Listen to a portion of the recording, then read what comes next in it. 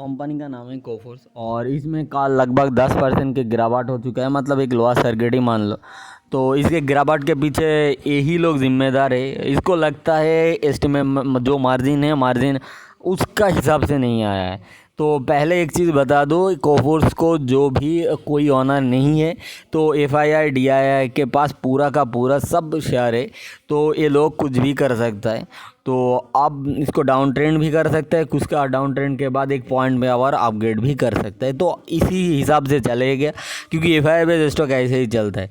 तो इसमें आपको अगर वो ऊपर से लिया हो तो आप डिसाइड करो क्यों लिए थे और आप इस पोजीशन में क्या करोगे, तो आपको सोचना पड़ेगा। मेरे को वैल्यूएशन हिसाब से इस पॉइंट ऑफ व्यू से इधर हो सकता है मेरे को अच्छा लगे और मैं भी उठा लूँ। और दूसरा क्या चीज़ है, इसका ग्रोथ के गाइडेंस हर एक IT सेक्टर में ग्रोथ का गाइडेंस यही दे चुका है। मतलब इसको ये प्रॉब्लम है, ये मानना चाहिए, मानना होगा। तो इसको आगे जा कर के बहुत सारा चीज़ होगा। इसको डील जो भी डील है इसको कोई इशू नहीं है कहाँ से मिला है। तो इसमें एक no worry about the specific client organic business है। सो इस एक चीज़ समझो, इसमें कोई प्रॉब्लम नहीं है। तो और एक चीज़ क्या है, एक्विजिशन जो भी एक्विजिशन हुआ है ना, इसको लगता है इसको डी रेटिंग होगा, मेरे को नहीं लगता है। ठीक है, एक्विजिशन करने से कोई ना कोई पर्पस से तो लिया है। अगर एक्विजिशन इतना बड़ा सर दर बढ़ेगा तो इसको लेना नहीं चाहिए था। तो ये लोगों को ये सब कुछ पता होता है, मैनेजमेंट को पता होता है, जो भी मैनेजमेंट FII के अंदर है उसको पता होता है। तो ये बात लेकर के कोई नया बात नहीं है जो जेफरीज ने कहा था। QIP is over hang as well.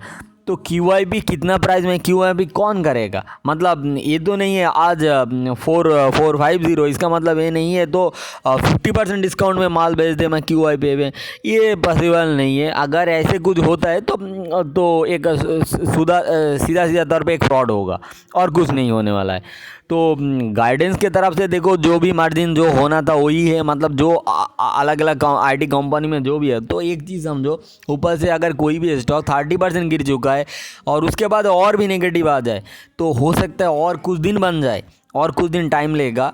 तो एक चीज़ आपको एक टेक्निकल जो CIT एक्विजिशन किया है तो एक टेक्निकल एक चीज़ बताने की कोशिश करूँ। चलो टेक्निकल देख लेते हैं थोड़ा सा, आपको अगर पसंद आया तो एक चीज़ समझो, इसमें एक सपोर्ट भी है, अच्छा खासा वॉल्यूम भी आया है और डिलीवरी भी आ चुका है। तो आपको एक ही सलाह देने वाला हो, तो इस पॉइंट ऑफ व्यू से कुछ दिन के लिए आपको अगर पोजीशन नहीं ले हो तो एक काम करो, 10 डे मूविंग एवरेज लगा लो।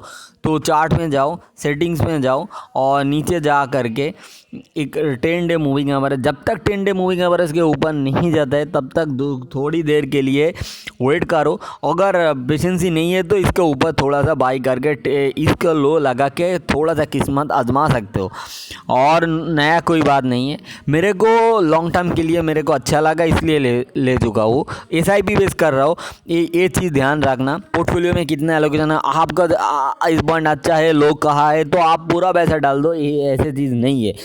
तो मैंने कुछ दिन पहले, मतलब कब से, मतलब बहुत दिन पहले, मतलब इस पॉइंट ऑफ व्यू से जो मार्च में इस पॉइंट ऑफ व्यू ऊपर कोई एक पॉइंट में एक वीडियो बनाया था डाउन ट्रेंड के लिए। मेरे को सोचा था उस पॉइंट ऑफ व्यू से, तब मेरे को जो P था, जो ग्रोथ था, उसी हिसाब से अच्छा नहीं लगा। तो उस टाइम अगर एग्जिट कर देते तो इतना आपको सहना नहीं बढ़ता। तो आप जा कर के जो अलग अलग कंपनी में जो भी P मान लो, जो भी जो बाकी मार्जिन जो ग्रोथ दिखाई देगा, तो हर एक पॉइंट ऑफ व्यू से यही लगता है कोई ज़्यादा कुछ नहीं होने वाला है। मेरे को अच्छा लग रहा है। आपको अगर पसंद आया, मतलब आप अगर आपको लगता है तो क्योंकि इस पॉइंट इधर एक ही चीज़ होने वाला है, आपको अगर इस वैल्यू को हो सकता है प्राइस और नीचे जाए और नीचे जा करके तो आप HDFC बैंक को देख लो, 1 to हाफ मंथ लग चुका था उसका बेस बनाने के लिए। हो सकता है और कुछ दिन जाए।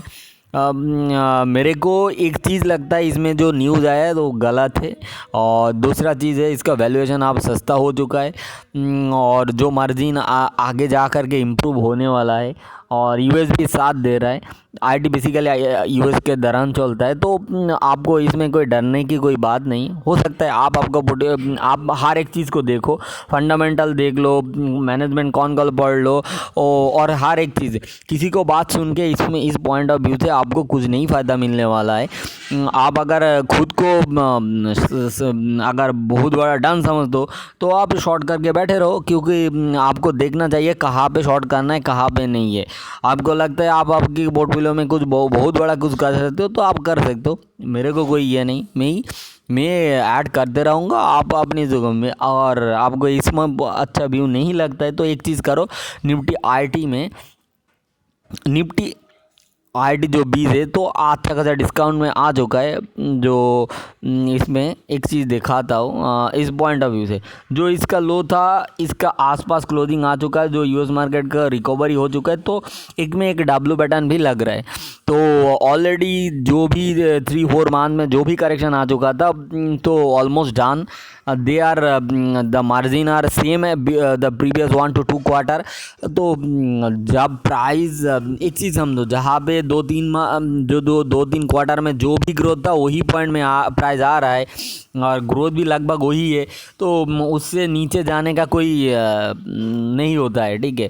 अगर हो सकता है किसी को एफआईआई को पसंद नहीं, उसने छोड़ करके दूसरा कोई आपको, तो बाकी सब में मत भागो, इसमें देखो कोई पोटेंशियल है, मैनेजमेंट को पढ़ने की कोशिश करो। और ना आपको कोई यूट्यूबर बता सकता है, ना कोई भी, आपको टेक्निकल देखना होगा, आपको हर एक पॉइंट मैनेजमेंट को पढ़ना होगा, थोड़ा पेशेंस रखना होगा। अगर नहीं रख पाओगे तो कुछ नहीं होने वाला है। Thank you.